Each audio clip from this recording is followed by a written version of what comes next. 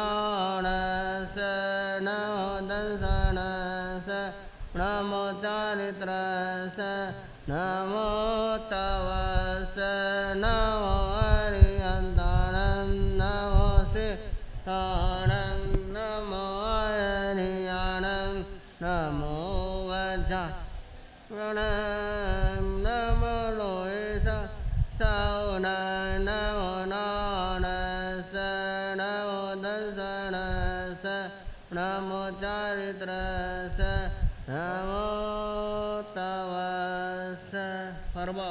तीर्थेश ज्ञात पुत्र जिन शासन नायक श्रमण भगवान वीर वर्धमान श्री महावीर स्वामी जी का आपके और हमारे ऊपर अनंत अनंत उपकार है। सब जग जीव रखन रेठाए पावन भगवे असो कहियम। परमात्मा महावीर स्वामी ने जगत के सभी जीवों पर, केवल परमात्मा महावीर स्वामी ने नहीं, जितने भी तीर्थंकर परमात्मा हैं सभी ने जगत के सभी जीवों पर अनंत दया और करुणा की। और ये आनंद और मंगल का मार्ग, ये कल्याण का मार्ग, ये सुख शांति और समाधि का मार्ग, ये हमारी आत्मा के लिए हित का मार्ग, ये प्रकाश का मार्ग और ये अंगार से अनगार बनने का मार्ग, ये टेंशन से अटेंशन में जाने का मार्ग और ये श्रवण से श्रमण बनने का मार्ग परमात्मा ने सु कही है, मैंने अच्छी तरह कथित किया, क्योंकि अपने आचरण से उपदेश दिया। जो आचरण से उपदेश दिया जाता है वही दीर्घ प्रभावी और दीर्घकालिक होता है।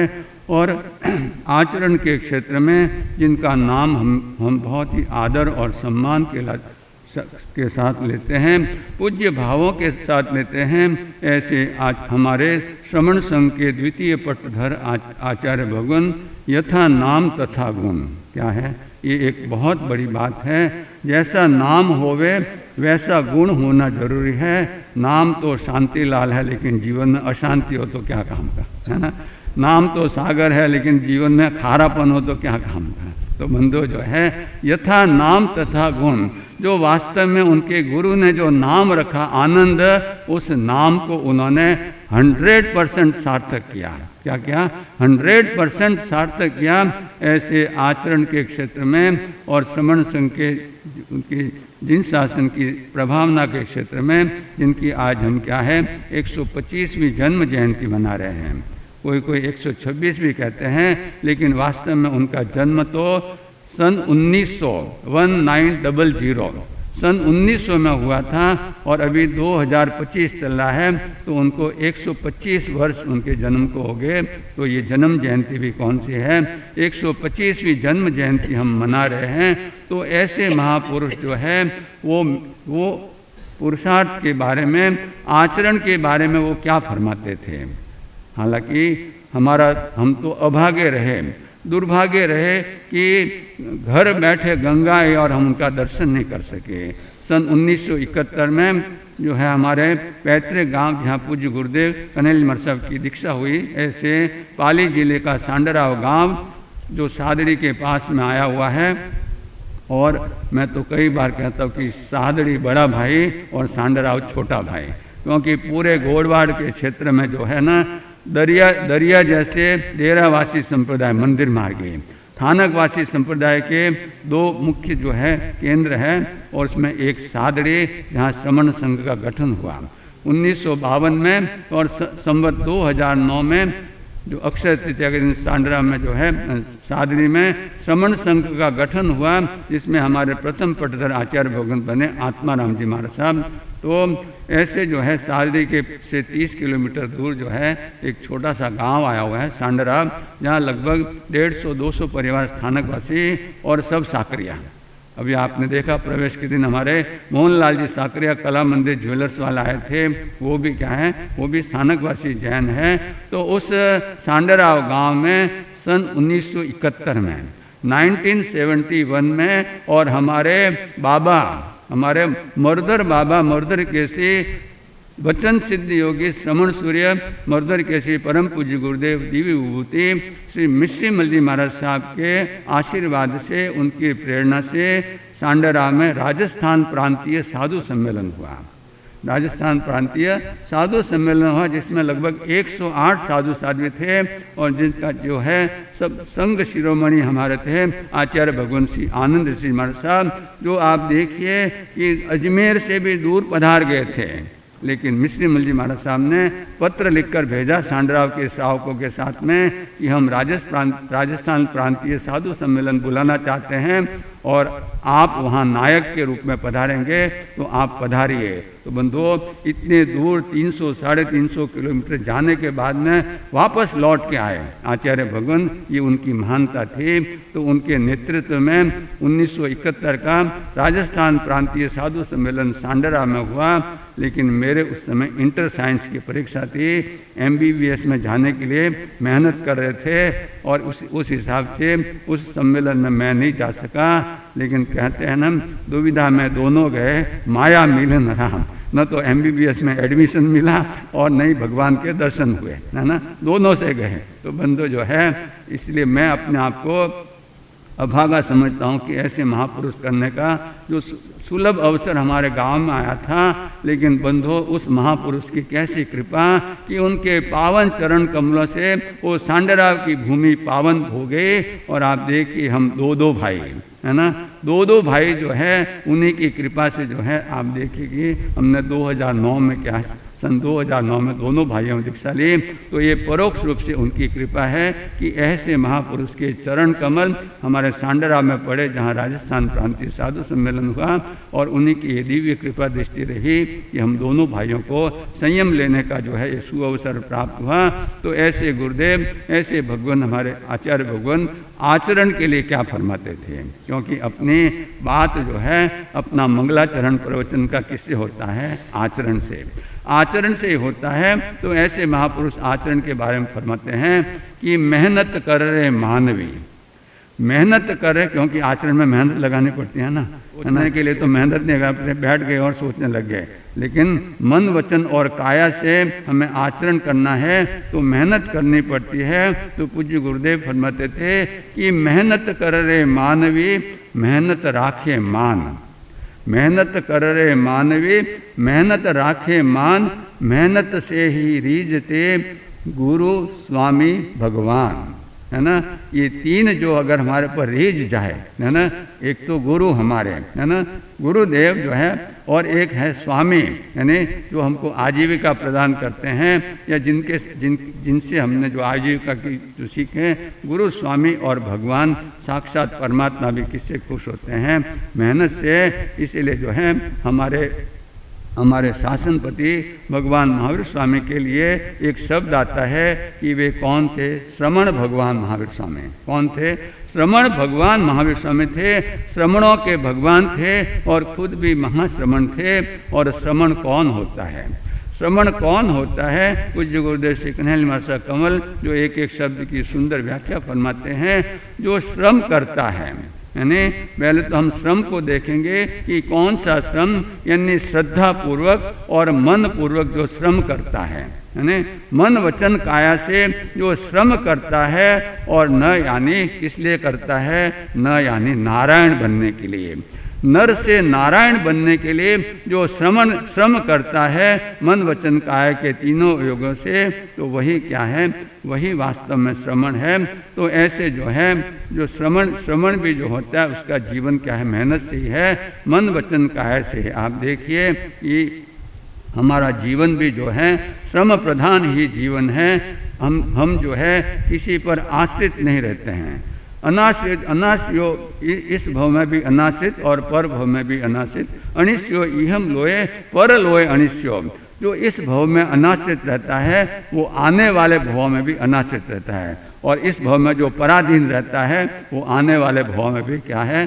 पराधीन रहता है। और तुलसीदास जी तो फरमाते हैं, पराधीन सपने हूँ सुख नाई, उसको सुख के सपने भी नहीं आते हैं। पराधीन व्यक्ति को सुख के सपने भी नहीं आते हैं। वास्तविक सुख तो कहाँ है? लेकिन श्रमण भगवान ने कैसी कृपा की कि श्रमणों का जीवन ऐसा बनाया कि श्रम प्रधान जीवन, सुबह से उठो रात को सो तब तक क्या है श्रम करते रहो मन वचन काया से, है ना।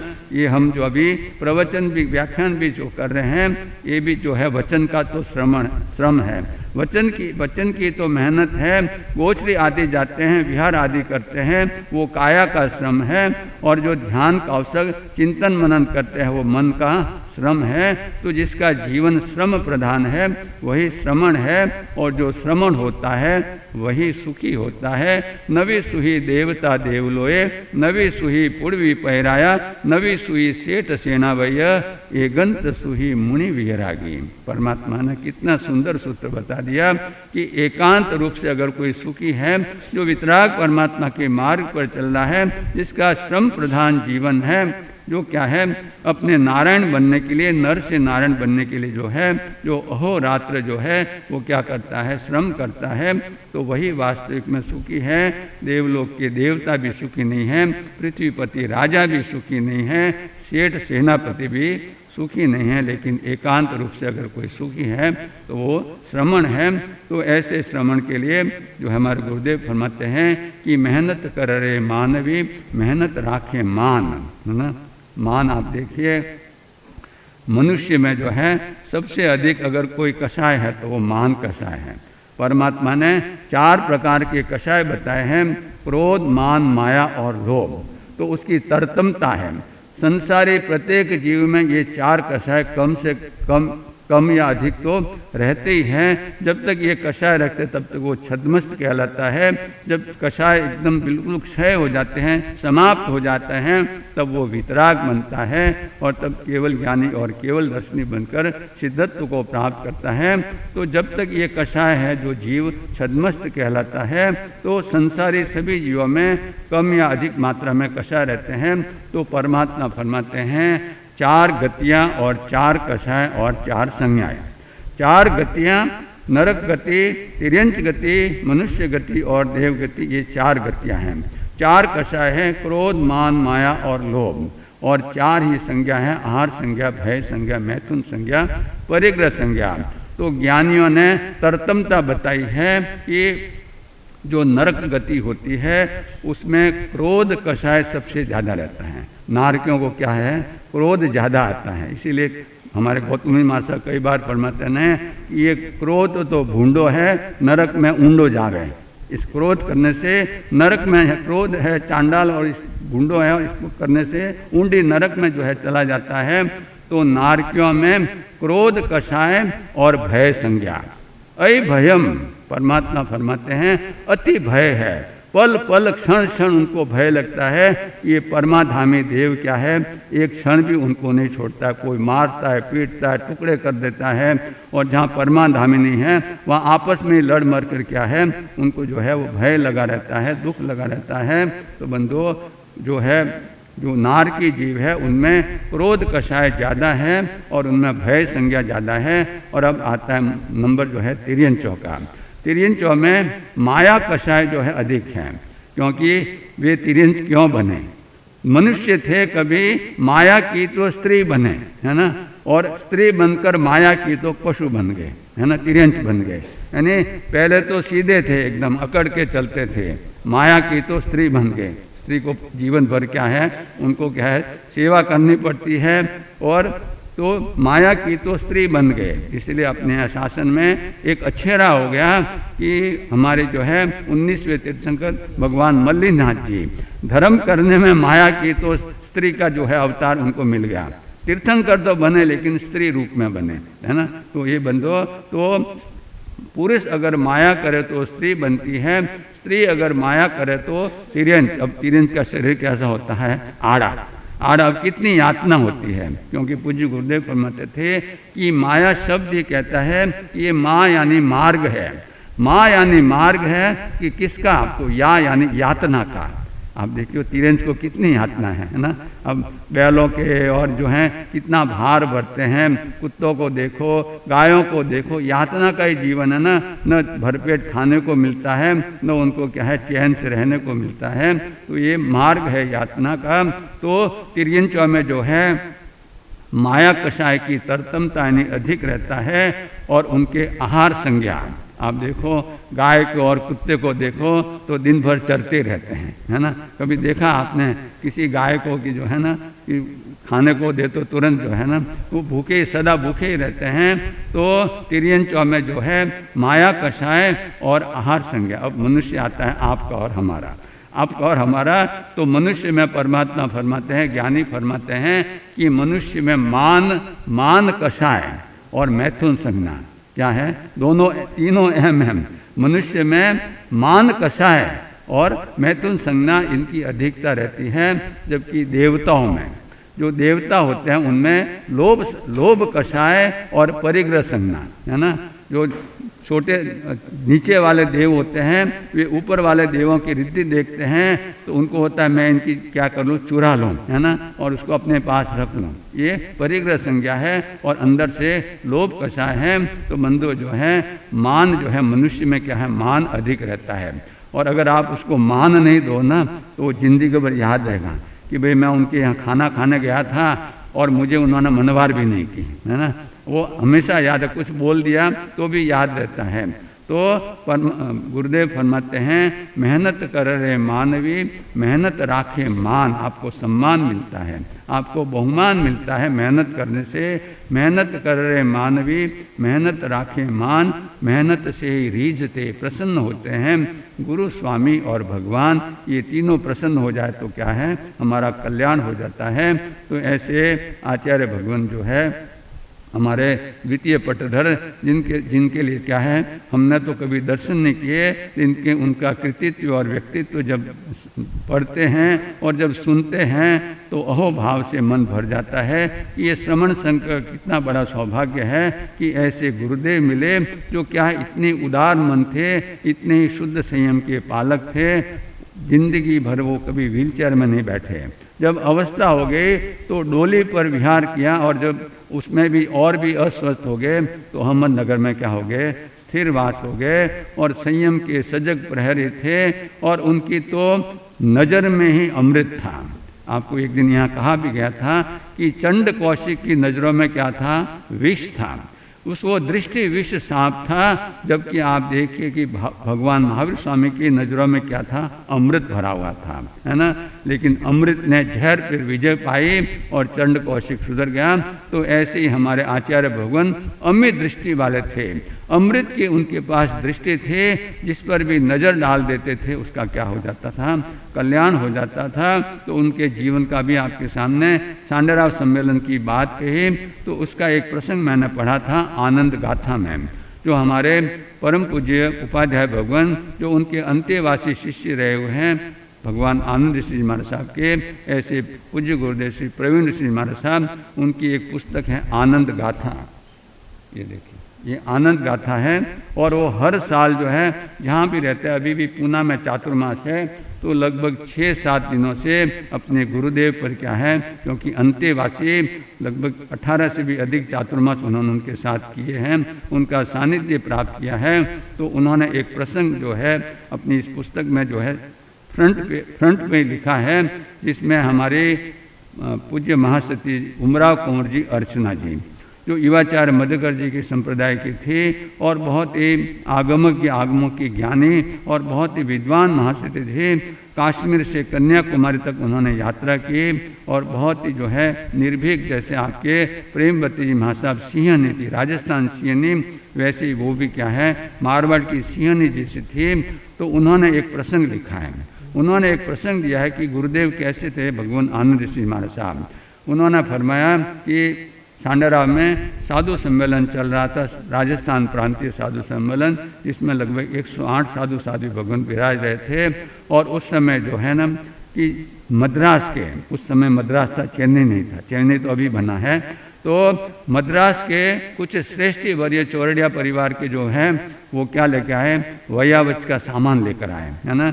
ओघे पात्रे आदि के जो सामान है वो सब जो है लिखने की वस्तु आदि है, वस्त्र वगैरह पात्र वगैरह सब सामान लेकर आए और भगवान से निवेदन किया कि आप अपने साधु भगवंतों को जो है आप फरमाओ, निवेदन करो कि जिनको जो वस्तु की खप हो तो वो क्या है हमारी आज्ञा है ले सकते हैं।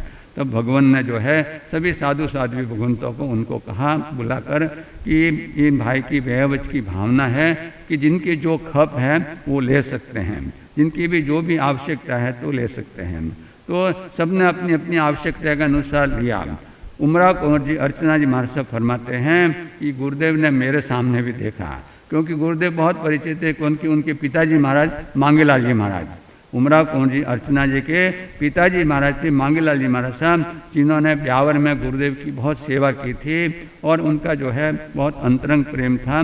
तो उमराव कुंवर जी को भी अच्छी तरह जानते थे। तो उनकी तरफ भी देखा तो ऐसे जैसे कह रहे हो कि तुम्हें भी कुछ खप हो तो ले लो, आपको भी कोई खप हो तो ले लो। तब उमराव कुंवर जी ने हाथ जोड़ कहा कि भगवान ये सब वस्तुएं तो गृहस्थों के यहाँ मिल जाती हैं, है ना। गृहस्थों के हम भी देखते हैं ना कि चौमासे के पहले जो है कई जो श्रावक आते हैं, बाबू जी कपड़ा ले लो, ये ले लो, पेन ले लो, पेंसिल ले लो, है ना।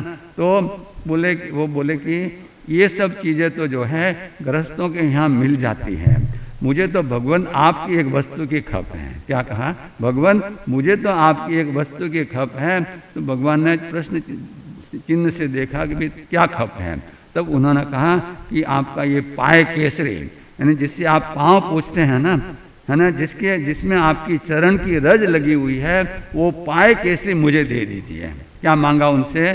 जो पाँव पूछने का कपड़ा था वो मांगा उन्हें, है ना। अब आप देखिए भगवान की उदारता, उनकी विशालता, उनकी दीर्घ दृष्टि आप देखिए कि उन्होंने अपने चश्मे की ओर से उन महासती की तरफ देखा, प्रेम से देखा और फिर मुस्कुरा के उन्होंने क्या कहा, जो चादर ओढ़ी थी जो अपनी चादर ओढ़ी थी वो उनको समर्पित कर दी। मांगा तो क्या था? पाय केसरी, एक छोटा सा कपड़ा मांगा था, लेकिन अपने अंग पर रही हुई चादर उन्होंने उसी समय जो है इतने साधु साधु वृंदों के भगवान के बीच में जो है उन्होंने वो चादर उनको जो है उनको भेंट कर दी। वो महासती कहते हैं कि मैं तो जो है मेरे तो अश्रु की धारा बह निकली कि कैसी भगवान की उदारता है ना, कि मैंने तो एक छोटी सी वस्तु मांगी थी, उनके चरण की धूल मांगी थी, लेकिन उन्होंने तो मुझे अपना पूरा क्या चादर, यानी जो उनको ओढ़ के रखे थे वो चादर दे दी। और अंतिम समय तक उन्होंने क्या उस चादर को संभाल के रखा जैसे एक कोई बहुत बड़ा खजाना हो। तो बंधु जो है ऐसे भगवान की उदारता थी। ऐसे तो कई दृष्टांत उनके जीवन में आते हैं, कई चमत्कार उनके जीवन में आते हैं कि वे कैसे महापुरुष थे और उन्होंने जो है बंधु ये सब कैसे बनता है। आप एक बात सोचिए कि आज उनको जो है 125 वर्ष हो गए, फिर भी हम उनको याद करते हैं। ऐसे महापुरुष को याद करते हैं तो क्यों याद करते हैं? क्यों याद करते हैं? तो याद का उल्टा कर दे तो क्या होता है? उन्होंने जीवन में दया पाली, प्राणी मात्र की दया पाली।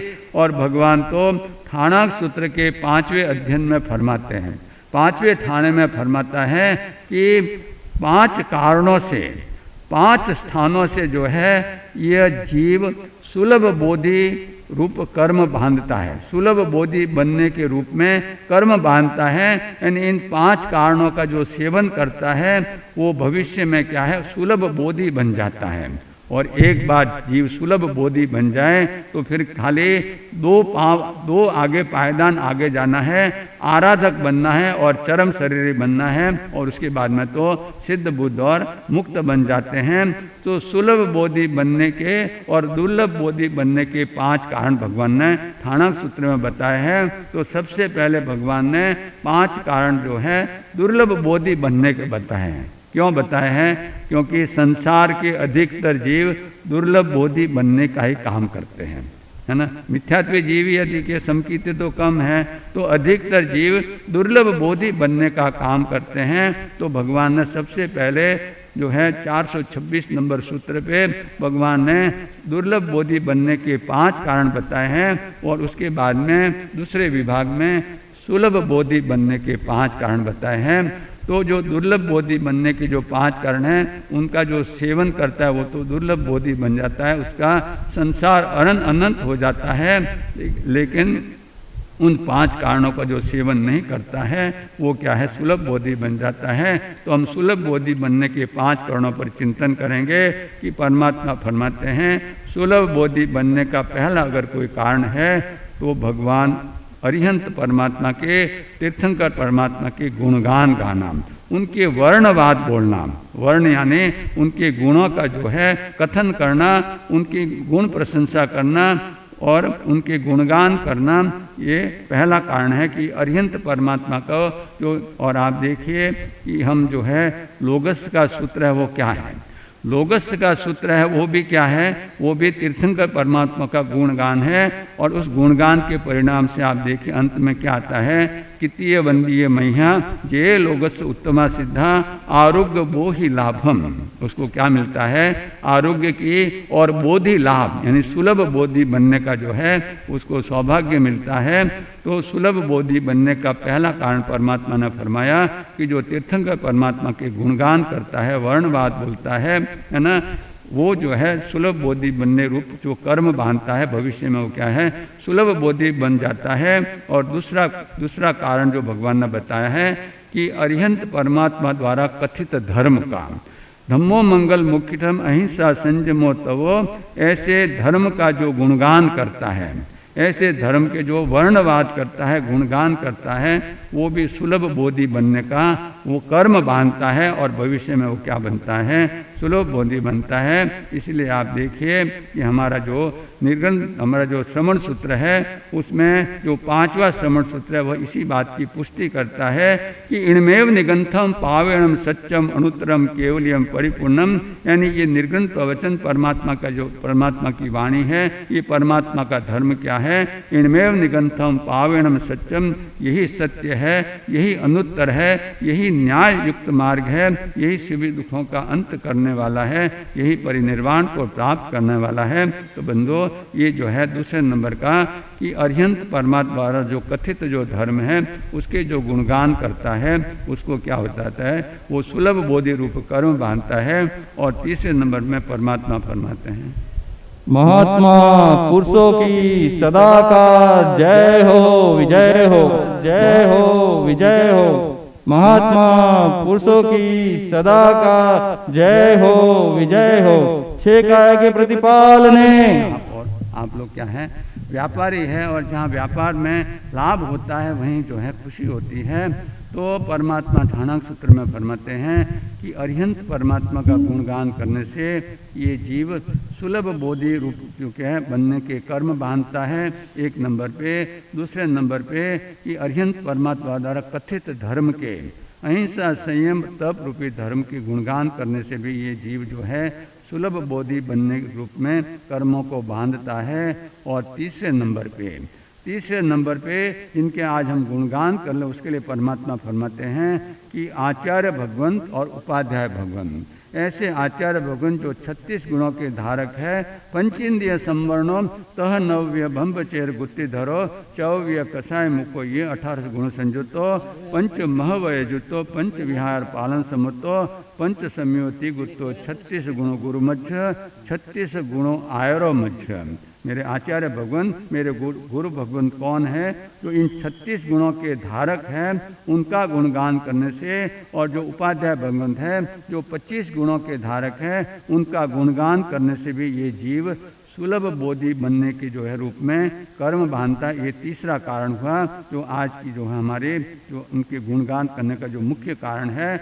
और चौथे नंबर का कारण है चतुर्विध संघ का गुणगान करने पर, क्योंकि साक्षात परमात्मा महावीर स्वामी जो 24 में तीर्थंकर थे, चरम तीर्थंकर थे, जिनके बाद में इस अवसर्पिणी काल में कोई भी तीर्थंकर नहीं होगा, ऐसे परमात्मा ने भी नमो तीर्थस्य नमो संघस्य यानी इस चतुर्विध संघ को नमस्कार किया है। और नमस्कार किनको किया जाता है, जो बड़े होते हैं, छोटों को नहीं किया जाता है। छोटों का आदर सम्मान किया जाता है, लेकिन बड़ों को नमस्कार किया जाता है। तो तीर्थंकर परमात्मा से बड़ा अगर कोई है तो चतुर्विध संघ है, साधु साध्वी श्रावक श्राविका, तो उनको भी क्या करता है, उनके भी गुणगान करने से ये जीव सुलभ बोधि बनने रूप कर्म बांधता है।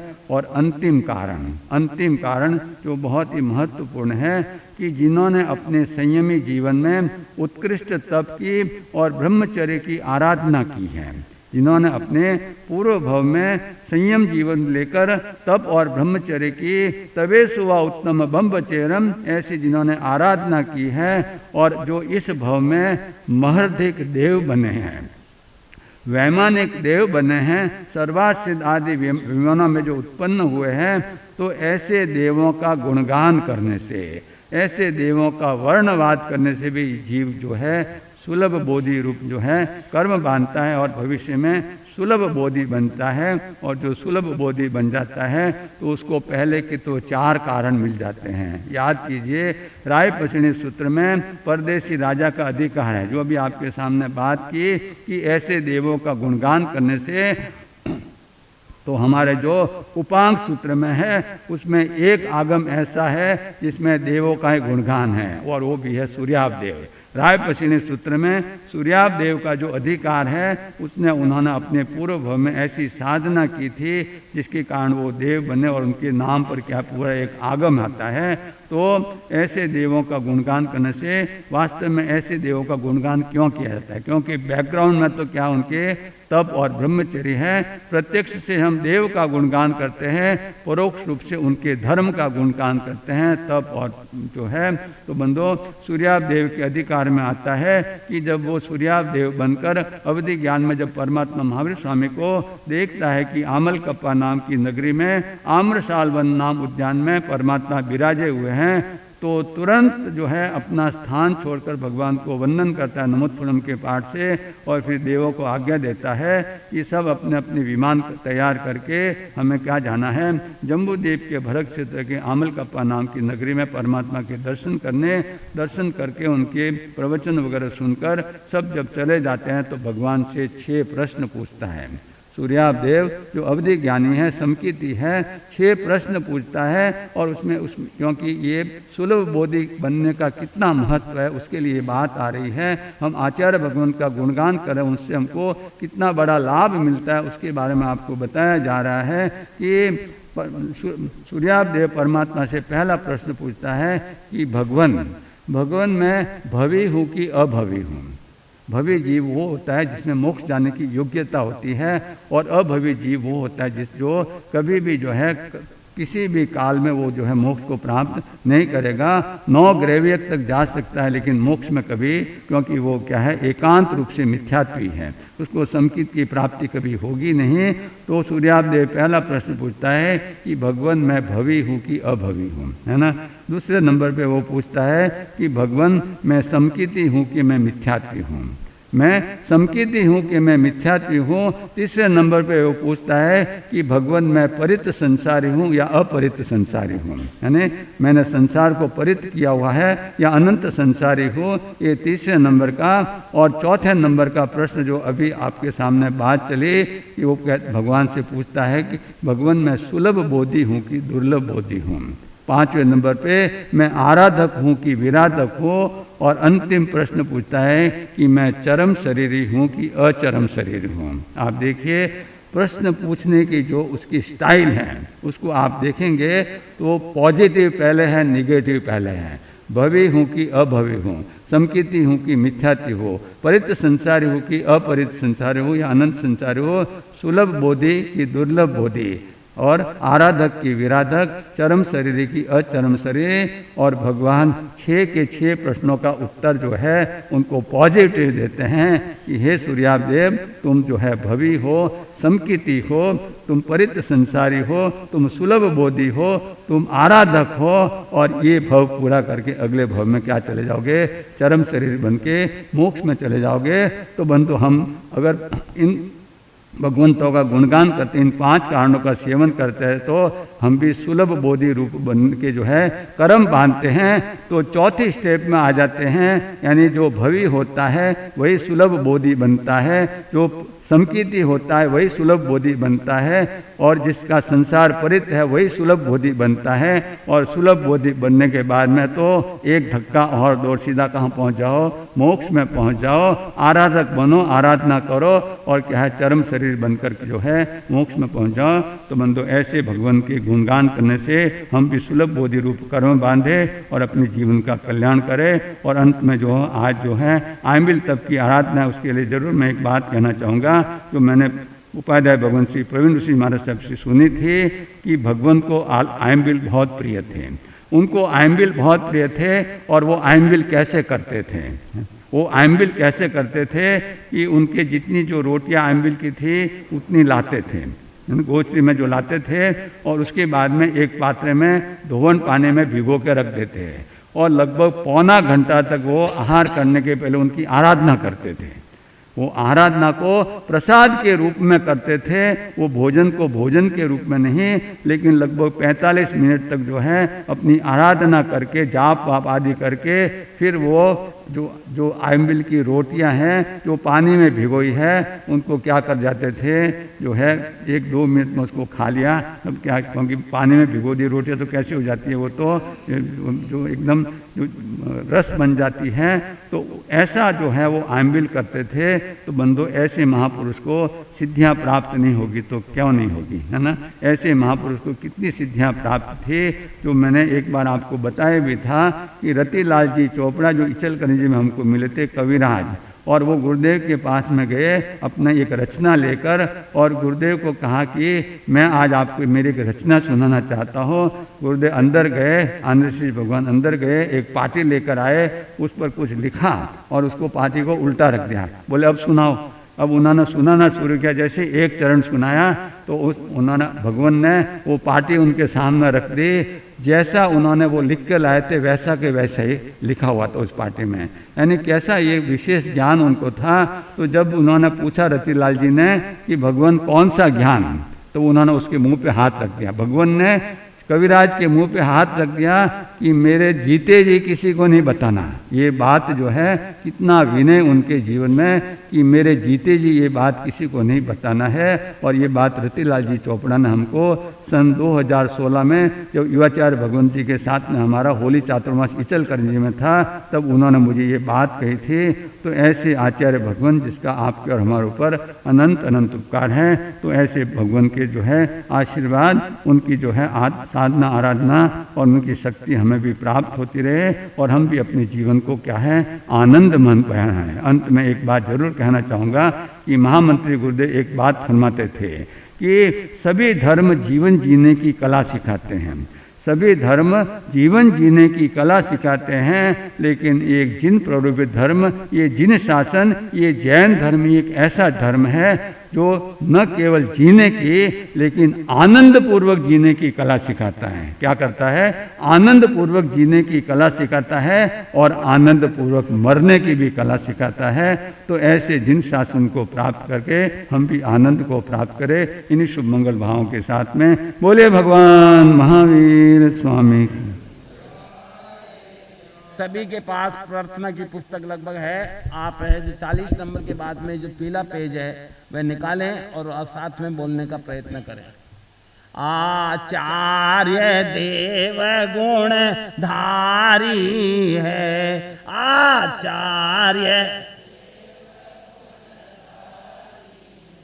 जन जन को वल्लभकारी है, जन जन को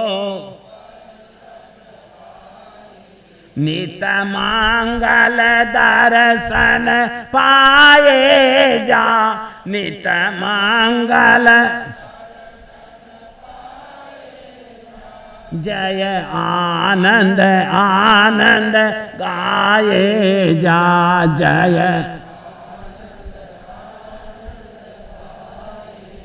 देवी चंद जी तात कहाए, देवी चंद जी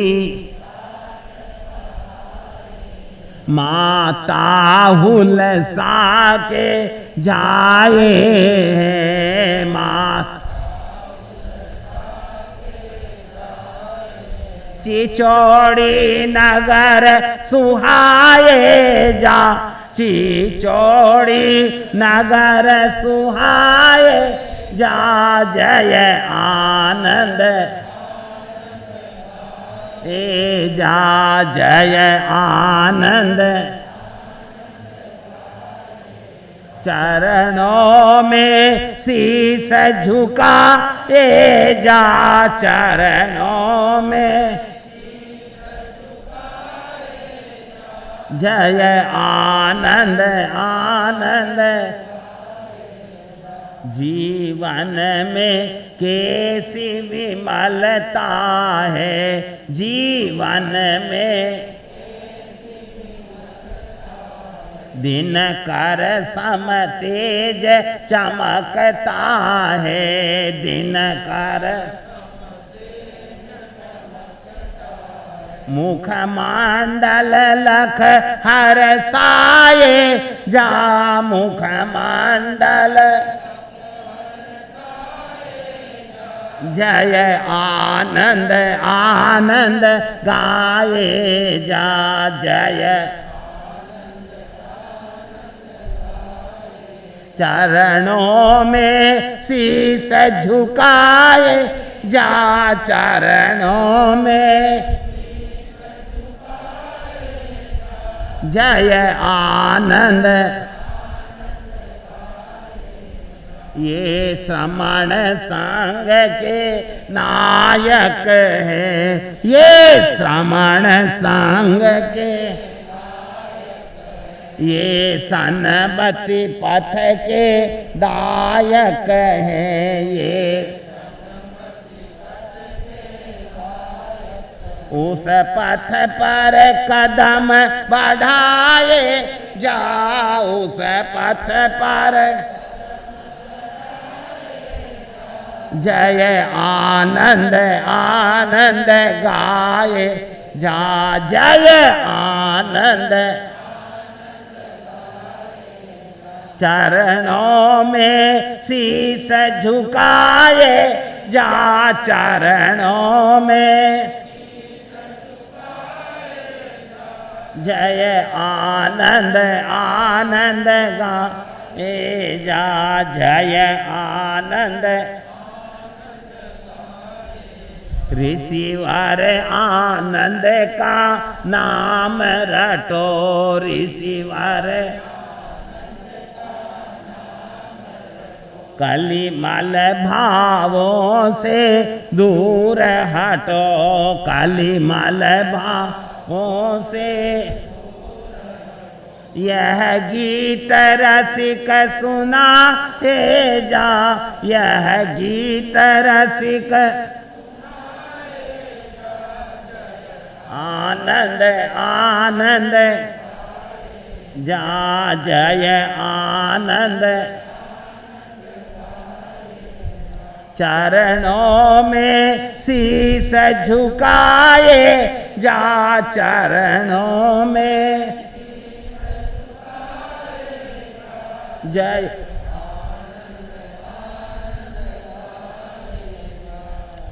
आचार्य सम्राट श्री आनंद सिंह जी महाराज प्रभावशाली आचार्य हुए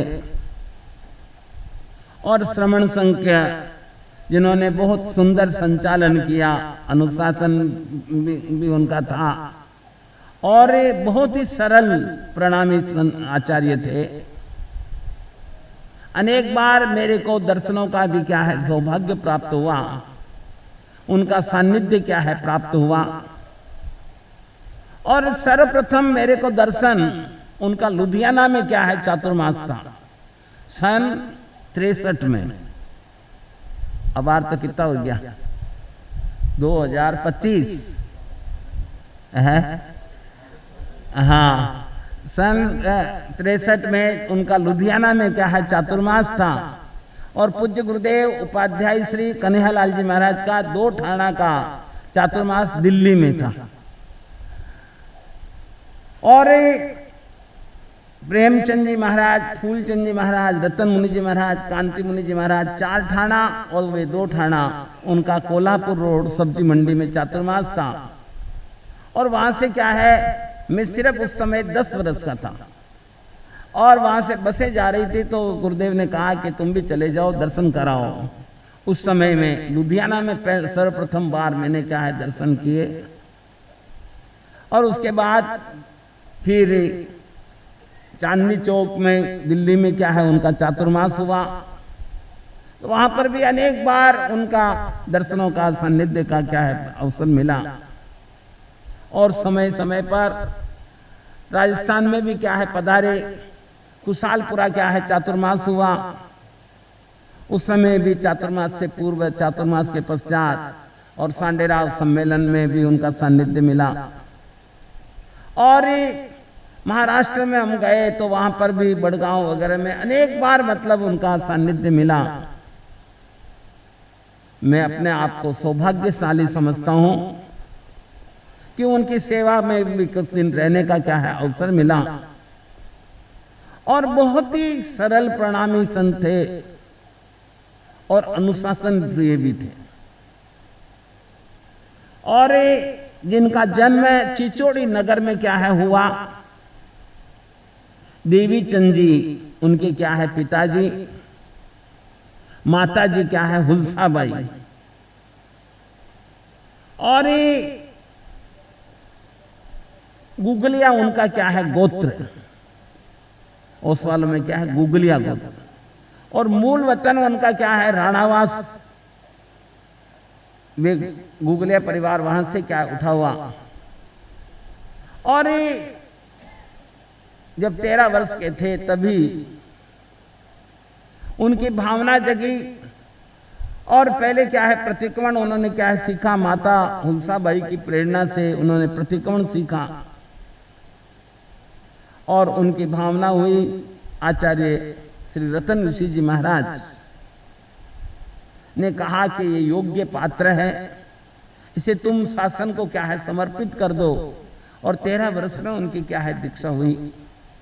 मीरी ग्राम में क्या है उनकी दीक्षा हुई। और उन्होंने क्या है अध्ययन किया। और कहते हैं कि संस्कृत प्राकृत के लिए एक बहुत जोरदार विद्वान आया। और वह विद्वान उनको क्या है लघु कौमुदी, सिद्धांत कौमुदी वगैरह क्या है सिखा रहा था। परंतु उनका मन अध्ययन से क्या है उचट गया। और अध्ययन से उचट गया। और उस समय एक श्रावक थे, उन श्रावक ने विशेष रूप से क्या है प्रेरणा दी, उनको खूब समझाया, तरह तरह से समझा के उन्होंने वापस उस गाड़ी को क्या है लाइन पर लाए।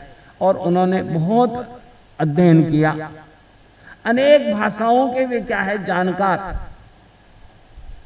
और आप देखिए कि सीखने की उनकी इतनी ललक है कि 82 वर्ष की उम्र में भी वे क्या है नीचे बैठकर और वे क्या है पारसी भाषा क्या है सीख रहे थे। ऐसे उनकी क्या है ज्ञानार्जन की क्या है ललक थी। और अनेक जगह उन्होंने राणावास में भी क्या है उनकी क्या है प्रेरणा रही छात्रावास की। तो अहमदनगर में बहुत बड़ा पाथरडी बोर्ड क्या है बनाया। और पाथरडी बोर्ड जिससे हजारों व्यक्ति क्या है लाभान्वित हो रहे हैं। साधु साध्वी भी वो क्या है परीक्षाएं दे रहे हैं। तो श्रावक बच्चे वगैरह सारे, और बहुत ही अच्छी वे क्या है ज्ञान की क्या है बहुत अच्छी परीक्षा है। और उस पर वे परीक्षाएं क्या है दी जा रही है। और उनके प्रवचन भी क्या है बहुत ही अच्छे। आनंद प्रवचन नामक उनके 12-13 भाग हैं। तो और वे प्रवचन जो देते थे सभी जनसाधारण व्यक्ति क्या है समझ सके, ऐसा सरल उनका क्या है प्रवचन। और ऐसे महान संत का आज क्या है 125वां 125वां क्या है जन्म दिवस। कल क्या है कि 126 बता रहे थे और वैसे 126, परंतु फिर क्या है गिनती की गई तो कहा कि नहीं 125वां जन्म दिवस है। तो आज 125वां जन्म दिवस अपने यहाँ पर क्या है मना रहे हैं। और अभी तत्व चिंतक सागर मुनि जी महाराज ने कहा कि उनका जो है आईमिल के प्रति उनकी क्या है विशेष रुचि रहती थी। और आईमिल भी वे कैसे करते थे वह भी क्या है बताया। और इसीलिए आज सब जगह भारतवर्ष में पूरे में क्या है आइंबिल व्रत के दिवस के रूप में ही आज क्या है मनाया जाता है। और यहाँ पर भी सामूहिक आइंबिल का क्या है आह्वान किया गया। और ये आइंबिल व्रत करना व्यक्ति को प्रारंभ में क्या है कठिन लगता है कि कैसे मैं ये खाऊंगा, परंतु यदि वह मनोबल बना लेता है तो आइंबिल व्रत आराम से क्या है कर सकता है।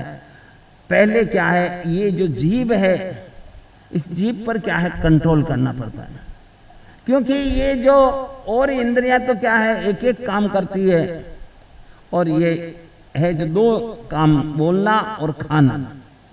बोलने पर भी क्या है नियंत्रण आवश्यक है, तो खाने पर भी क्या है नियंत्रण आवश्यक है। और ये तरह तरह की वस्तुएं क्या है मांगती है। स्वाद पर क्या है नियंत्रण कर लिया तो बस आराम से क्या है कार्य हो जाता है। और स्वाद पर नियंत्रण करना अति आवश्यक है, क्योंकि ये स्वाद पर जब चढ़ जाती है तो बहुत अधिक खा लेती है तो क्या हो जाता है अजीर्ण हो जाता है। आइंबिल व्रत जो है वह आइंबिल व्रत ये क्या है उपवास कर लेना सरल कहते हैं कि सरल है। और उपवास में तो क्या है कि बस एकदम कि भाई मेरे को कुछ खाना पीना ही नहीं है, और वह कठोरता के साथ उपवास क्या है करता है। परंतु ये आइंबिल जो व्रत है ये क्या है खाने को भी मिलता है और तप भी होता है। ऐसा ये तप भी। और आज आइंबिल की यहाँ पर क्या है प्रेरणा दी गई, और 108 आइंबिल का कि भाई 108 आइंबिल हो जाएंगे तो ठीक है, परंतु कामरेज संघ ने तो क्या है 2.5 गुना करके बताया, अर्थात 251 नाम क्या है आइंबिल व्रत के क्या है आ गए। 251 आइंबिल, और वह भी कामरेज या कामरेज से संबंधित पड़ोस वाले के बाहर लिखाने के लिए क्या है नहीं गए, लगभग सभी क्या है कामरेज के। इस प्रकार से आज आइंबिल व्रत के साथ में आचार्य सम्राट श्री आनंद सिंह जी महाराज की जन्म जयंती अपने यहाँ पर मनाई जा रही है। और आप देखिए कि आज सुयोग कैसा प्राप्त हुआ कि आज अपने यहाँ पर श्री रामपुर के संघ के अध्यक्ष खिमसरा जी भी क्या है उपस्थित हुए, और जिनकी है जो मेरे जब दीक्षा स्वर्ण जयंती वर्ष चल रहा था तो एक विचार बना कि भाई नवपद का क्या है प्रचार किया जाए, नवपद का क्या है लेखन कराया जाए। और वे नवपद भी क्या है अलग अलग अंक जगह जगह पर उस प्रकार से वे नवपद का क्या है प्रचार किया गया, और उसमें खिमसरा जी का विशेष रूप से क्या है योगदान रहा। और 1400 जने उसमें क्या है नवपद की प्रतियोगिता में क्या है बैठे, पूरे भारतवर्ष के लिखित प्रतियोगिता में क्या है रखी गई थी, और बहुत ही सुंदर आयोजन हुआ था। तो आज संयोग से श्री रामपुर संघ के अध्यक्ष खिमसरा जी का भी आना हुआ।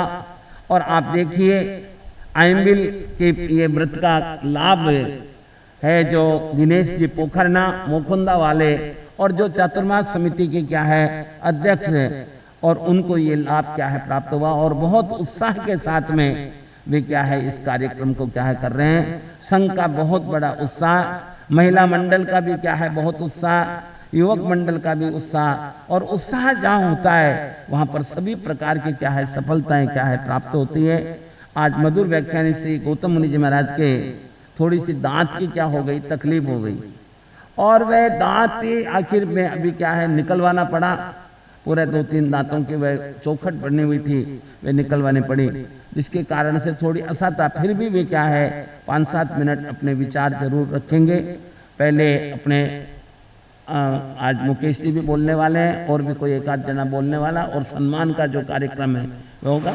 108 आइंबिल करने से अगर हमारे जैसा गुरुदेव ने फरमाया हमारे युवक मंडल का युवा एवं महिला मंडल एवं हमारे संघ का जो उत्साह है, और हमने भी गुरुदेव को आश्वास किया था कि हम उससे अधिक करके दिखाएंगे, तो करीब करीब 251 से अधिक अभी भी आज सुबह की और भी नाम कुछ आया है, 251 से अधिक आइंबिल हमारे से संज्ञा हुए। मैं सभी कार्यकर्ताओं को धन्यवाद व्यक्त करना चाहूँगा कि आपकी मेहनत एवं जोश जो हमारा संकल्प है कि यह चातुर्मास जो हमारा चातुर्मास का लोगो है कि अकल्पनीय एक विरल अस्तित्व का एहसास वर्षावास 2025 वो हम उस दौर में आगे बढ़ रहे हैं और ये चातुर्मास यकीनन ऐतिहासिक सफलतापूर्वक संपन्न होगा। इसी कड़ी में आज गुरुदेव के आचार्य भगवान आनंद सिंह महाराज साहब के जीवन चरित्र का बारे में आपने विनय मुनि महाराज साहब के द्वारा पूरा जानकारी प्राप्त की। मैं उनके चरणों में 2 पंक्तियां प्रस्तुत करते हुए उनको याद करना चाहेंगे। मेरे आनंद गुरु परमात्मा तुम्हें वंदन करे मेरी आत्मा हो। मेरे आनंद गुरु परमात्मा तुम्हें वंदन करे मेरी आत्मा।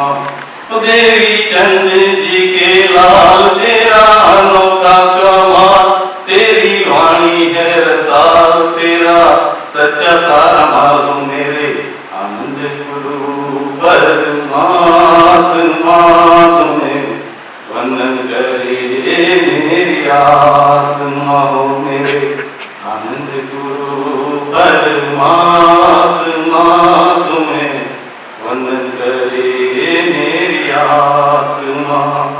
सत्य वचन उन वाणी दी थी, सत्य वचन उन वाणी दी थी, बिन ही प्रचार के तेरी प्रसिद्धि हरदम आत्म शुद्धि में है वृद्धि। मेरे ज्ञान गुरु परमात्मा तुम्हें वंदन करे मेरी आत्मा। तो मेरे आनंद गुरु परमात्मा तुम्हें वंदन करे मेरी आत्मा।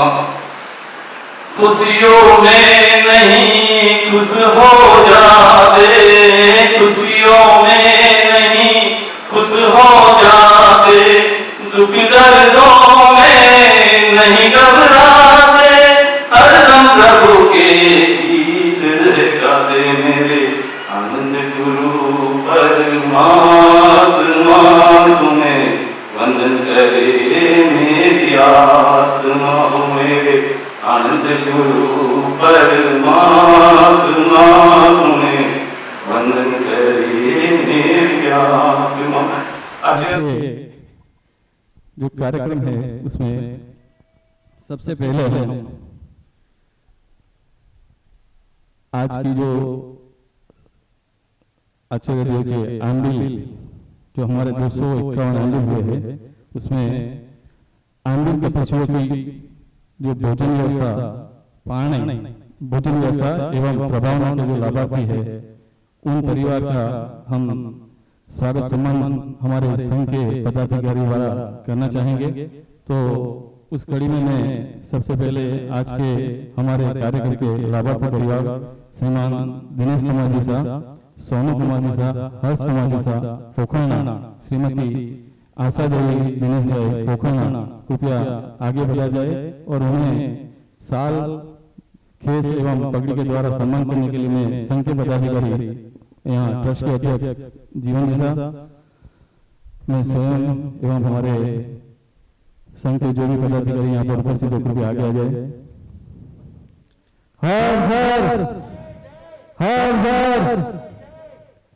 बहुत बहुत ही दब के आराधक है, उनका बहुमान के लिए मैं तपस्वी संगीता जी सतीश कुमार जी जोठारी को कहूँगा आप आगे बढ़ा जाए। उनके सम्मान के लिए मैं अपने कालिया परिवार से श्रीमती निर्मला बहन चावत को कहूँगा भी आप आगे बढ़ा कर तपस्वी का सम्मान करें। संगीता जी कोठारी उपस्थित है, महिला मंडल यहाँ पे सूचना आई है आपको उपस्थित है क्या? हाँ तो बुलाओ, शीघ्र बुलाओ। और गुरुदेव 55 में आज हम सामूहिक आइंडिल जो हमारे सभी आइंडिल तपस्वी यहाँ पर उपस्थित है उनको एक साथ 55 इनके पश्चात संगीता जी है क्या? नहीं है, ठीक है।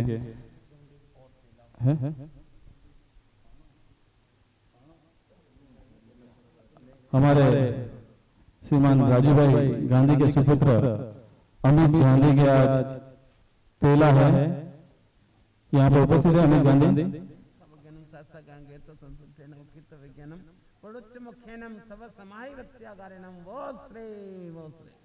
तपस्या करने वालों को धन्यवाद, जिन शासन की शान बढ़ाने वालों को। अब आगे सम्मान की कड़ी में हमारे आज के धर्म सभा में उपस्थित अतिथियों के सम्मान में आज के स्वागत करता परिवार शुक्लाचार्य परिवार आगे बढ़ा जाए।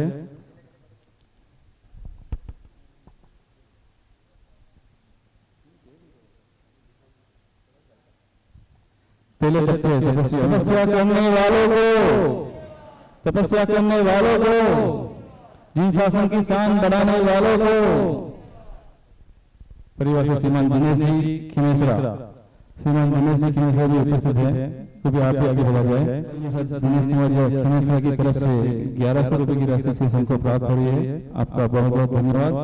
हमारे अतिथि अपने भाव से देना चाहते हैं, उन्हें भी मैं आमंत्रित करूंगा। स्वागत की कड़ी में आगे श्रीमान रोशन जी देरासरा आज की धर्म सभा में उपस्थित है। श्रीमान रोशन जी देरासरा,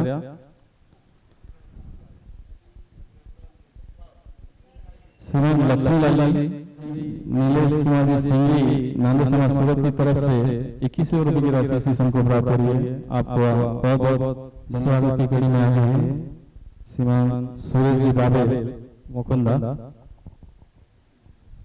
देखिए, सर्वप्रथम आज आचार्य सम्राट आनंद ऋषि जी की जय बोलो, जय बोलो, तपस्या वालों की जय बोलो, बोलिए जय बोलो, जय बोलो, तपस्या वालों की जय बोलो। अनंत अनंत उपकारी श्रमण भगवान महावीर स्वामी के चरणों में कोटि प्रणाम करते हो। पूज्य गुरुदेव कन्हैयालाल जी कमल जी के चरणों में बेंगलोर श्री रामपुर संघ की वंदना करते हुए हमारे यहाँ विराजित पूज्य प्रवर्तक जिनका दीक्षा पर्याय 50-50 साल के ऊपर हो चुका है, ऐसे प्रवर्तक विनय मुनि जी वागीश जी गुरुदेव, हमारे प्रवचन कहो प्रवकार वाणी के जादर कहो जन जन आस्था के केंद्र गौतम मुनि जी महाराज साहब, संजय मुनि जी महाराज साहब, सागर मुनि जी महाराज साहब, साधु संतों के चरणों में बेंगलोर श्री रामपुर संघ की भावना। गुरुदेव ने बात कही बुक का लाभ, जब हम चतुर्मास करवाते हैं तो मैं तो मेरा लड़के दिनेश को एक बोलता हूँ, गुरुदेव कहे तो अपन ना जानो चौमासो कराओ, संग्रह इच्छा नहीं होता अपन प्रश्न कर लेना तो ही होता है। हमारे मारवाड़ ग्रुप ने जगह होली चतुर्मास करवाया, सोचा था कि 17-18 लाख में हो जाएगा, 25 लाख का खर्चा हो गया। कोई बात नहीं, संघ वाले ध्यान दीजिए, बाकी हम तैयार बैठे हैं। क्यों जब लेकर आते हैं तो हमारी जवाबदारी बनती है। तो जैसे कहते हैं विनय से विद्वान बनते हैं, विनय से धनवान भी बनते हैं, ऐसे गुरुदेव का आपने चतुर्मास करवाया है। मैं जीवन जी बाबेल, मुकेश जी कोठारी, दिनेश जी पोखरना, सकल कामरेशम को धन्यवाद देता हूँ कि आपका अहोभाग्य है, आपकी पुण्यवाणी जाग गई है। ऐसे गुरुदेव का आपने चतुर्मास कराए हैं, जितने भी आपके गुणगान करें। इन्होंने 2017 में राजा नगर के अंदर चतुर्मास किया था। उसके बाद हम प्रतिवर्ष यहाँ पर जहाँ भी चतुर्मास रास्ते में भीम भी आया था, तो आप गुरुदेव के हम दर्शन का लाभ लेते हैं। और आपने संघ ने हमको 2 मिनट बोलने का समय दिया, हम आपके बहुत बहुत आभारी हैं। तो अंत के अंदर कि थोड़ा गुनगुनाने तो बैटरी चार्ज हो जाती है। होता है आनंद प्रभु की वाणी से, बोलिए होता है आनंद प्रभु की से, धर्म है लगता प्यारा प्यारा धर्म है, पापों की फिर बहती धारा,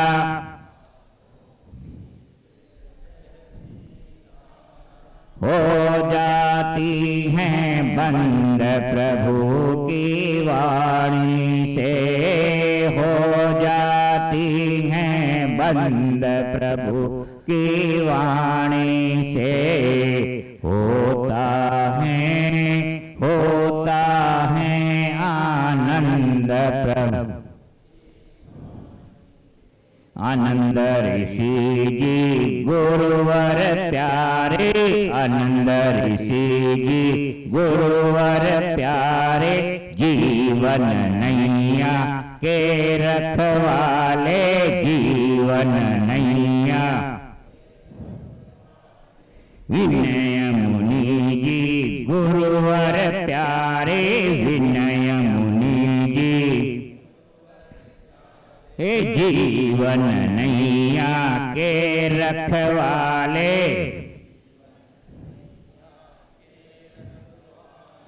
गौतम मुनि सा गुरुवर प्यारे, हे जीवन नैया के रखवाले। अरे जोड़ा है संबंध प्रभु की वाणी से, जोड़ा है संबंध प्रभु की वाणी से, होता है आनंद प्रभु की वाणी से, होता है आनंद। इन गुरुदेव का दर्शन पाना है तो विनय से विद्वान बनेंगे, विनय से धनवान बनेंगे।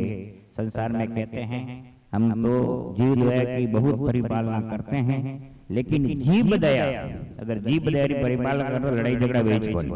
तो आज गुरुदेव की जन्म जयंती है, जितना है उतना कम बोले, ज्यादा आज आनंद ऋषि जी की माला फेरे। संघ को बहुत बहुत धन्यवाद, समय दिया, हम आपके बहुत बहुत आभारी है। धन्यवाद, सादर जय जय। मैं विशेषकर आप सभी आइंबिल तपस्वियों को निवेदन करना चाहूंगा, आप ठीक 12 बजे भवन पर भोजन व्यवस्था शुरू हो जाएगी। हमारे यहाँ 251 से भी अधिक नाम है। हमने बैठक व्यवस्था 100 से करीब बैठक व्यवस्था जमाई है, तो पहले 100 उसमें मैं निवेदन करूंगा संघ के जो भी हो वो कृपया बाद में भोजन ले, बाहर से पधारे हुए एवं आइंबिल तपस्वी जो बाहर से है उन्हें प्रथम अवसर देकर वो व्यवस्था में सहयोग देकर अनुशासन का परिचय दे। इसके पश्चात रविवार को दिन में 3:30 से 4:30 बजे तक आचार्य सम्राट आनंद ऋषि जी महाराज साहब पर प्रश्न प्रतियोगिता 3 से 4 आचार्य सम्राट आनंद ऋषि जी महाराज साहब पर प्रश्न प्रतियोगिता रखी है। सभी उसमें भाग लेवे और सिलेबस आज ही प्राप्त कर ले। जिनको भी यह परीक्षा में भाग लेना हो, उत्सुक हो, तो वो हमारे कार्यालय से एवं महिला मंडल श्रीमती उर्मिला जी दिरासरा से वो सिलेबस की कॉपी प्राप्त कर लेवे और रविवार को परीक्षा में भाग लेने में भाव रखे। तपस्या की कड़ी में आज का उपवास उमा बहन सियाल, आज का आइंबिल उर्मिला जी दिरासरा, आज का एकासन रेणु जी दिरासरा, कल का उपवास रिया कोठारी, कल का आइंबिल कुसुम मेहता, कल का एकासन पिस्ता जी दलाल। और तपस्या आ गया क्या संगीता की कोठारी? हाँ, तो उनको बुला दिया। तपस्या के संबंध में तेला तब के आराधक तपस्वी संगीता जी कोठारी को आगे बुलाना चाहूंगा। उनके पश्चात गुरुदेव हमारे जो आनंद बाबा के परम भक्त है श्री संघ के और मेरे अंकल श्रीमान प्रकाश जी कोठारी, वो आनंद बाबा के उपलक्ष्य में एक भजन गाना चाहते हैं। उसके पश्चात उनको मैं आमंत्रित करूंगा। हाँ, निर्मला जी चावत महिला मंडल से, कालिया परिवार की सदस्य निर्मला चावत, उन्होंने कहूंगा तपस्वी के सम्मान के लिए आप आगे बढ़ा जाए। हमारे चातुर्मास की 4 महीने के जो प्रभावना के लाभार्थी श्रीमान मोहनलाल ने साहब भीमराज जैसा साखरिया सांडेराव कला मंदिर ज्वेलर्स कोसंबा सूरत। और इसके अलावा आज एक और प्रभावना हमारे लागी तुमसे लगन ले लो अपनी शरण आनंद प्यारा, मेटो मेटो जी संकट हमारा। लागी तुमसे लगन ले लो अपनी शरण आनंद प्यारा, मेटो मेटो जी संकट हमारा। देवी चंद जी के लाल कहाए, माता हुलसा के सूत प्राण प्यारे। सबसे नेहा तोड़ा जग से मुखड़ा मोड़ा संयम धारा, मेटो मेटो जी संकट हमारा। देवी सेठ साहूकार सभी आवे, छोटे मोटे सभी गुण तेरे गावे। आशा पूरो सदा दुख नहीं पावे कदा सेवक थारा, मेटो मेटो जी संकट हमारा। लागी तुमसे लगन ले लो अपनी शरण आनंद प्यारा, मेटो मेटो जी संकट हमारा। जग के दुख की तो परवाह नहीं है, सर्व सुख की भी चाह नहीं है। मेटो जन्म मरण होवे ऐसा जतन आनंद प्यारा, मेटो मेटो जी संकट हमारा। लागी तुमसे लगन ले लो अपनी शरण आनंद प्यारा, मेटो मेटो जी संकट हमारा। लाखों बार तुम्हें शीश नमाऊं, सौन संग के नाच तुम्हें कैसे पाऊं। प्रकाश व्याकुल भया दर्शन दिन से ये जिया लागे खारा, मेटो मेटो जी संकट हमारा।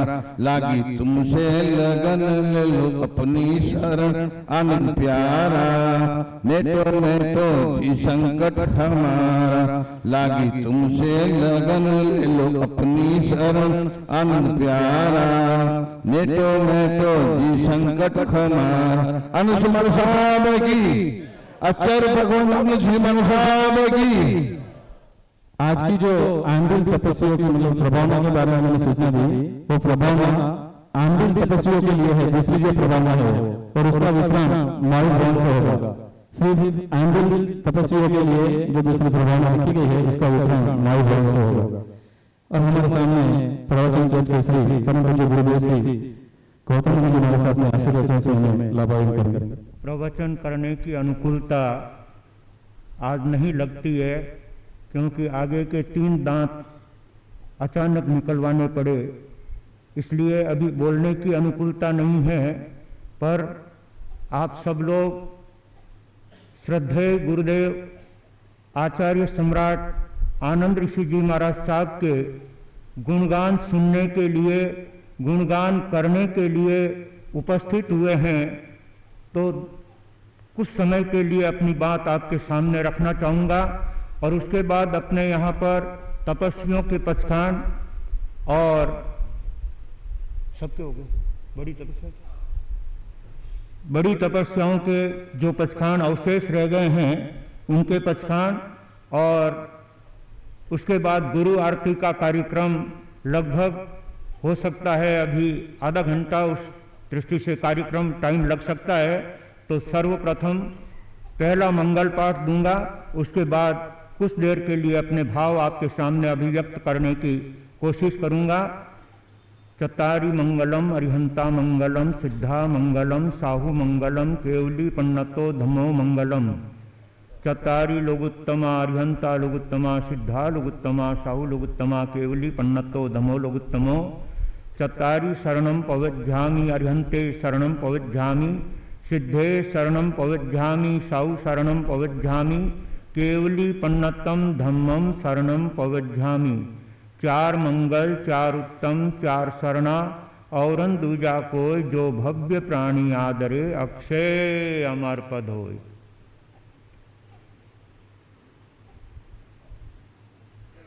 आप और हम सब आचार्य भगवान परम उपकारी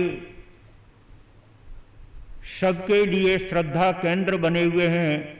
ऐसे श्री आचार्य सम्राट आनंद ऋषि जी महाराज साहब का 125वां जन्म जयंती दिवस और इस उपलक्ष्य में पूरे भारतवर्ष के अंदर 1,25,000 आइंडिल की घोषणाएं हमारे आचार्य श्री जी के द्वारा और प्रवर्तक श्री जी के द्वारा, उपाध्याय श्री जी के द्वारा की गई है। और मैं समझता हूँ छोटे से संघ में 250 आइंडिल होते हैं तो बड़े बड़े शहरों में 1,000, 2,000 और बेंगलोर चेन्नई जैसे में तो 10,000 एक साथ आइंडिल करके आचार्य भगवान के प्रति अपनी श्रद्धा अभिव्यक्त कर रहे हैं। तो हम आचार्य भगवान के गुणगान के संदर्भ में आप और हम सब उनके लिए 2-3 चरण उच्चारण करेंगे, अपनी जीवा से आचार्य भगवान के गुणगान करेंगे। जन जन के मन में आनंद है, जन जन के मन में आनंद है, आराध्य हमारे आनंद है, आराध्य हमारे आनंद है, जन जन के मन में आनंद है, आनंद की अनुपम महिमा है, आनंद की अनुपम महिमा है, आनंद की अनुपम गरिमा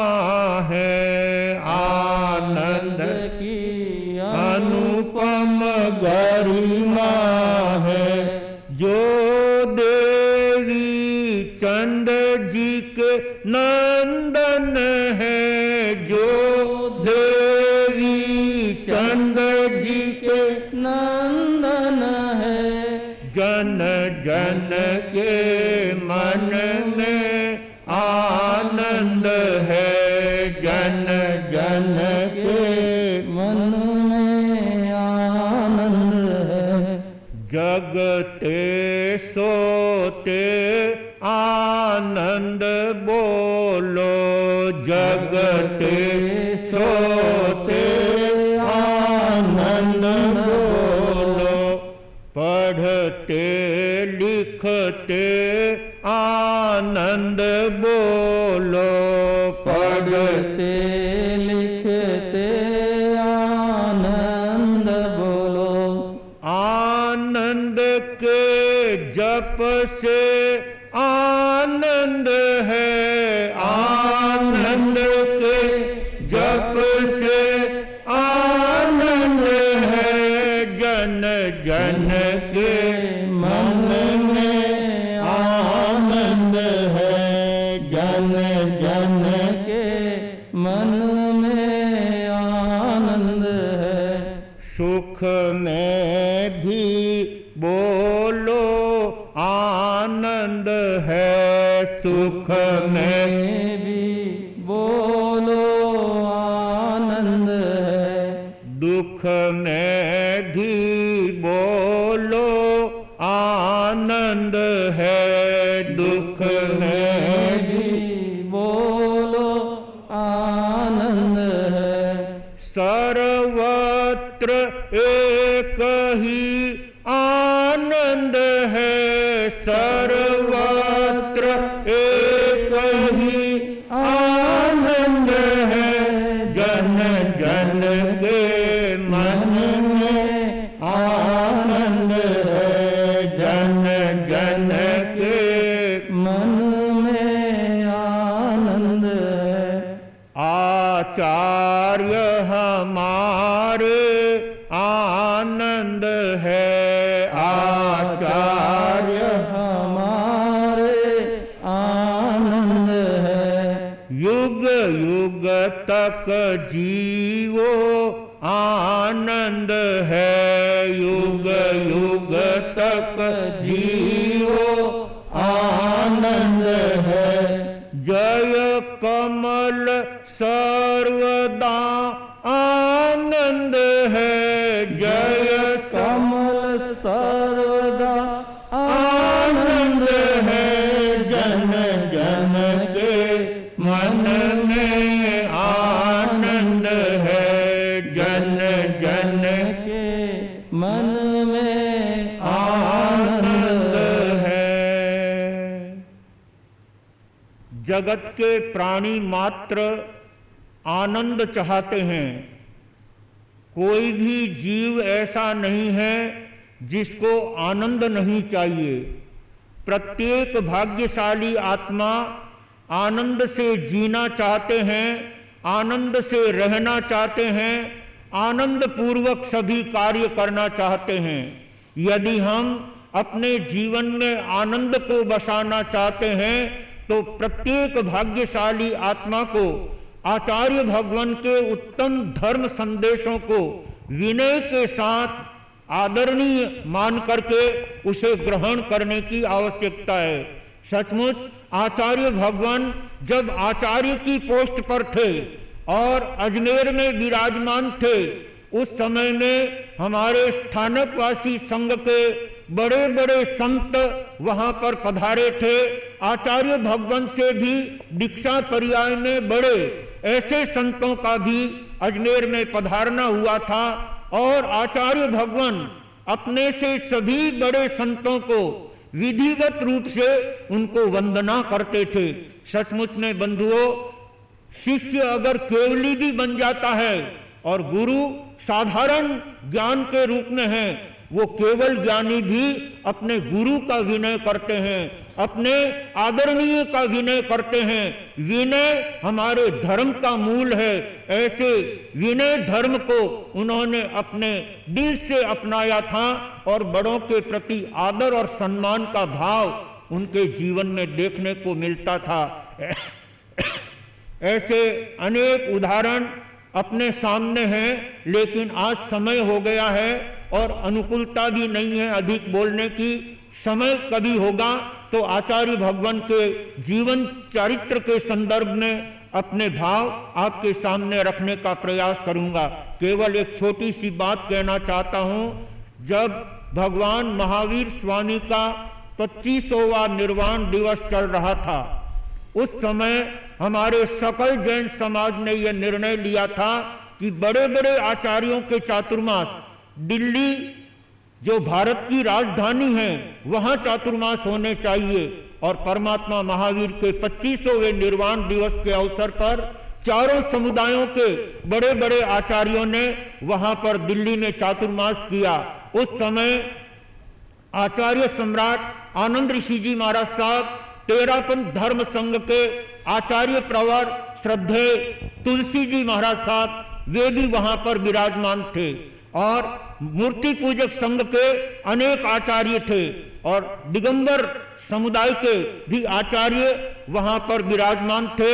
और चारों आचार्यों का कई बार एक मंच पर मिलना होता था और परमात्मा महावीर के शासन की प्रभावना किस तरह से की जा सकती है, इस संदर्भ में आचार्य श्री बैठ करके और अपने धर्म संबंधी चर्चा करते थे, शासन संबंधी चर्चा करते थे और परमात्मा के शासन के उत्कर्ष की बातें करके हमारे शासन का गौरव बढ़ाया। ऐसे आचार्य भगवान आनंद ऋषि जी महाराज साहब आदि समस्त आचार्यों ने शासन की अनुपम प्रभावना की है। ऐसे आचार्य भगवान श्रद्धेय आनंद ऋषि जी महाराज साहब के 125वें जन्म दिवस के अवसर पर हम उनके चरणों में भावपूर्वक वंदना करते हुए उनका आशीर्वाद और उनका वरदहस्त हम सब पर सदा सदा के लिए बना रहे, इन्हीं भावों के साथ मैं अपने शब्दों को विराम देता हूं। आज बेंगलोर से भाई श्री शांतिलाल जी साहब खिमेसरा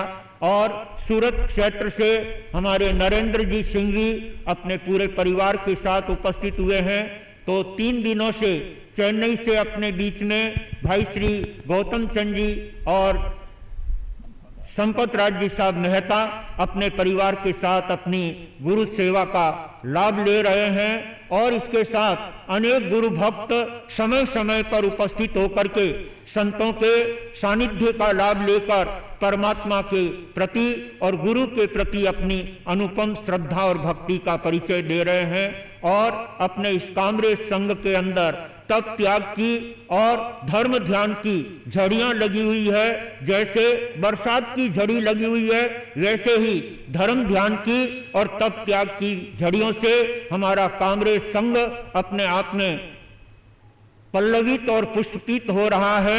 ऐसे धर्म संघ में युवा कार्यकर्ताओं के अंदर, बालक और बालिकाओं के अंदर, महिला मंडल और श्रावक संघ के समस्त भाइयों के अंदर अद्भुत उत्साह और उमंग के भाव देखने को मिल रहे हैं। ऐसा ही उत्साह हमें इस पक्ष में भी पूरी तरह से समर्पित भावों से समर्पित होकर अपने धर्म लाभ से वंचित नहीं रहते हुए आगे बढ़ना है और इस चातुर्मास को गौरवशाली चातुर्मास बनाना है। धर्म ध्यान के साथ में, तप त्याग के साथ में प्रत्येक क्रियाओं का प्रत्येक लाभ लेकर के अपने संघ को आगे बढ़ाना है और अपने जीवन को धर्ममय बनाना है। इन्हीं भावों के साथ अपने शब्दों को यहीं पर विराम देता हूं। हमारे बीच में अनेक बड़ी बड़ी तपस्याएं चल रही है, इलाव से, ओलपाड़ से, और यहाँ कामरेज संघ में भी कई भाई और बहनों के अथाई तप की आराधना चल रही है। एक छोटे से बालक साईं प्रवीण चंद्र जी गन्ना, जिनके आज 7वां उपवास है, छोटा सा बालक है, शायद 13 या 14 साल का बालक होगा, जिसके आज 7 उपवास की तपश्चर्या।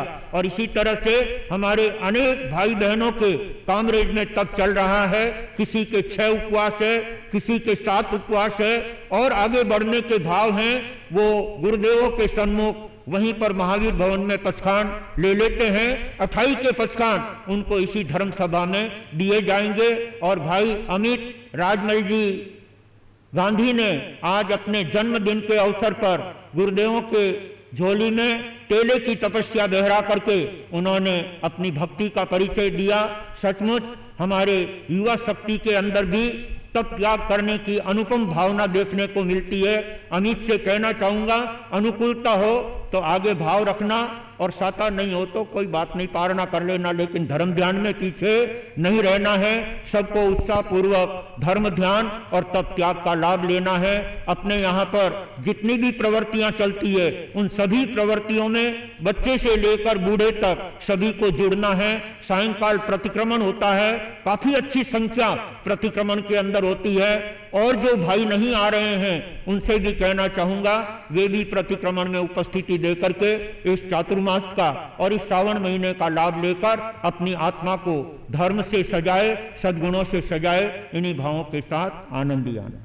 तपस्या चल रही है और भी कोई जो तपस्या चल रही है, उन सभी तपस्वियों की श्री संघ की ओर से सुख साता पुत्र हुए सभी तपस्वियों अपनी संकल्प को निर्विघ्न गुरुदेव के आशीर्वाद से एवं सुख साता पूर्वक स्वस्थ स्वास्थ्य के साथ अपनी तपस्या संपन्न करे, ऐसी मंगल कामना है। जो कामरेज संघ ने एक निर्णय लिया है कि भाई 1100 तेले लगभग क्या है होने चाहिए, और उसके लिए पुरुषार्थ भी किया है। और आसपास में सब जगह क्या है घूमे, सब धारणे की पड़ी की दी जाएगी। जिनकी भी भावना तेले तप करने की है वे पड़ी के अवश्य में वो क्या है ले लेंगे। और तेले तप की आराधना में अधिक से अधिक सभी घर में क्या है प्रेरणा करेंगे, तो अधिक से अधिक वे तेले तप की क्या है आराधना। आप बस मांगलिक सुनते रहेंगे और आशीर्वाद लेते रहेंगे, उत्साह बनाएंगे, तो अवश्य में वो आपके क्या है तेले तप की क्या है। आसपास के ग्रामीण संघ के सभी संघों का संपर्क किया गया है, वहां पर भी स्लिप बुक बांटी गई है, वहां से भी तेले तप के नाम आ रहे हैं। आप भी कृपया अति शीघ्र अपने संघ में हमारे पदाधिकारी है उनका संपर्क करके तेले तप में संघ भाग लेने अपना नाम लिखाए।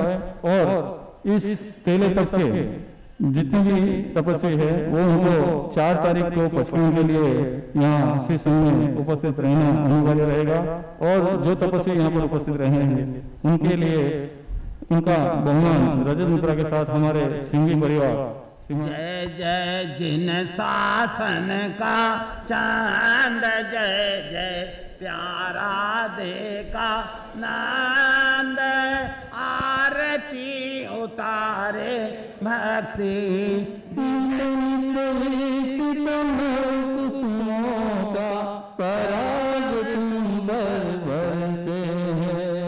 चंदो मुलक मुलक मुलकांत सूरज कण कण में दमकांत। आरती उतारे भक्ति दीप दरे। तुमको धन्य धरा जिन शासन गौरवशाली है।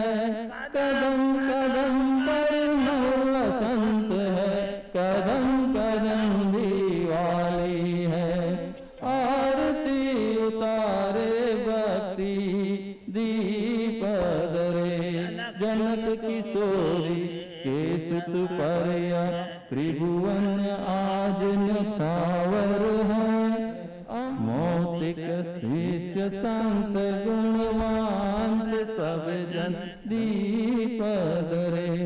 फतेह नगर की पुण्य धरा पर पावन धाम महान है। स्वर्ग सिधारे जहाँ पर लाखों भक्तों के भगवान है। सेवा करते सुर नर ब्रह्मांड मिलते जन्म जन्म के ज्ञान।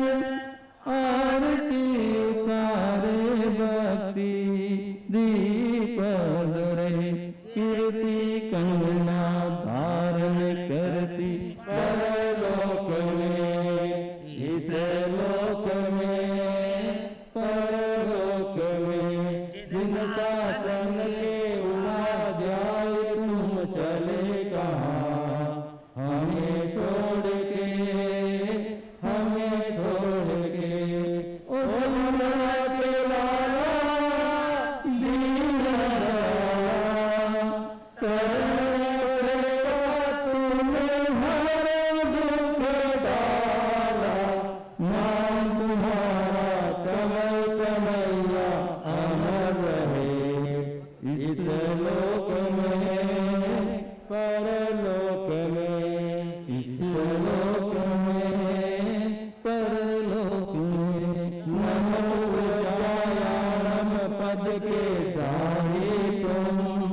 आगम के अनुयायी संता योगी तुम। सहनशीलता तुमने जग को दिखलाई। सष्ट हरे दुखियों के करुणा उड़ाई। बड़ों में अगागर जग का अंधेरा में तो कर दो उजाला। नाम तुम्हारा कमल कन्हैया अमर रहे। इस लोक में परलोक में।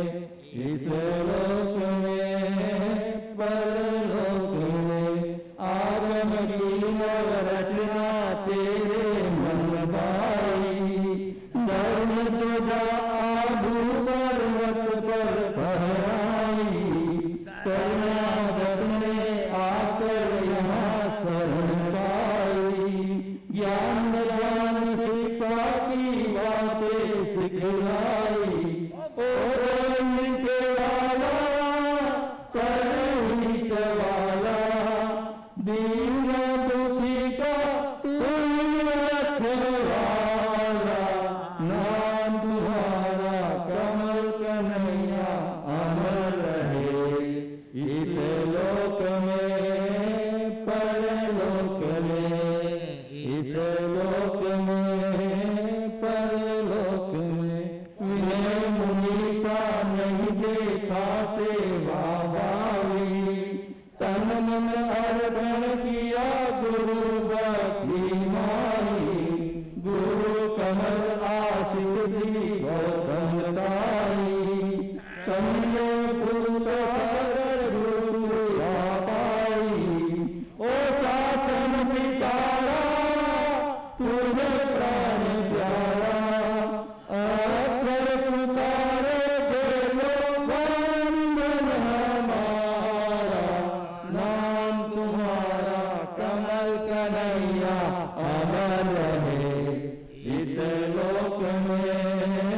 परलोक में, इस लोक में परलोक में। अहिंसा के अवतार शासनपति श्रमण भगवान महावीर स्वामी की जय हो। श्रमण संघ की जय हो। आचार्य सम्राट परम श्रद्धेय पूज्य श्री आत्माराम जी महाराज साहब की जय हो। आचार्य सम्राट परम श्रद्धेय